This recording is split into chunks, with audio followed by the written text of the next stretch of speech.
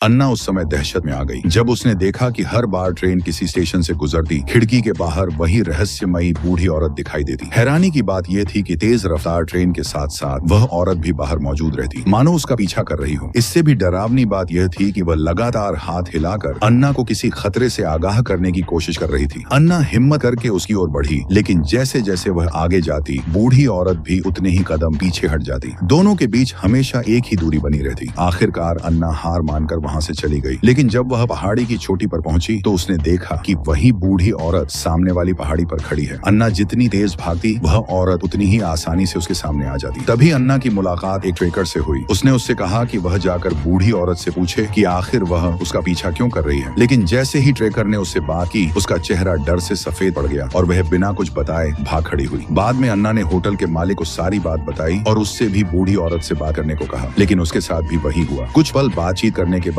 वह बुरी तरह घबरा गया और वहां से गायब हो गया। अन्ना ने रात होटल में बिताई, लेकिन अगली सुबह भी बूढ़ी औरत बाहर उसी जगह खड़ी थी। मजबूर होकर अन्ना घर लौट आई। उसकी माँ ने एक योजना बनाई। उन्होंने कहा कि वे बूढ़ी औरत से बात करने जाएंगी और उसी समय अन्ना को फोन पर सब सुनाएंगी। लेकिन जैसे ही वे उसके पास पहुंची फोन की आवाज टूटने लगी। फिर अचानक उन्होंने कुछ ऐसा सुना कि उनके हाथ से फोन गिर गया और वे हमेशा के लिए गायब हो गई। अब अन्ना पूरी तरह टूट चुकी थी। आखिरी उम्मीद लेकर वह नेचर रिसर्च सेंटर में काम करने वाली एमी के पास पहुंची। एमी ने बूढ़ी औरत की तस्वीरें लेने के लिए कैमरा लगाया, लेकिन हर फोटो में उसका चेहरा धुंधला ही दिखाई दिया। इसके बाद एमी ने हथियारबंद सैनिकों को उसे पकड़ने भेजा, लेकिन जैसे ही सैनिकों ने बूढ़ी औरत को घेरा एमी का चेहरा डर से पीला पड़ गया। उसने तुरंत सभी को पीछे हटने का आदेश दिया और खुद भी वहां से भाग गई। अब अन्ना को लगने लगा कि शायद वह इस रहस्य से कभी छुटकारा नहीं पा सकेगी। तभी उसने एक अजीब बात पर ध्यान दिया। बूढ़ी औरत कभी उसके बिल्कुल पास नहीं आती थी। वह हमेशा ठीक 73 गज की दूरी पर ही खड़ी रहती थी। आखिरकार अन्ना समझ गई कि वह इससे भाग नहीं सकती। उसने इस अजीब साए के साथ जीना सीख लिया और उस दिन के बाद से वह रहस्यमयी बूढ़ी औरत उसकी जिंदगी का स्थायी हिस्सा बन गई। हमेशा 73 गज की दूरी पर खड़ी चुपचाप उसे देखती हुई।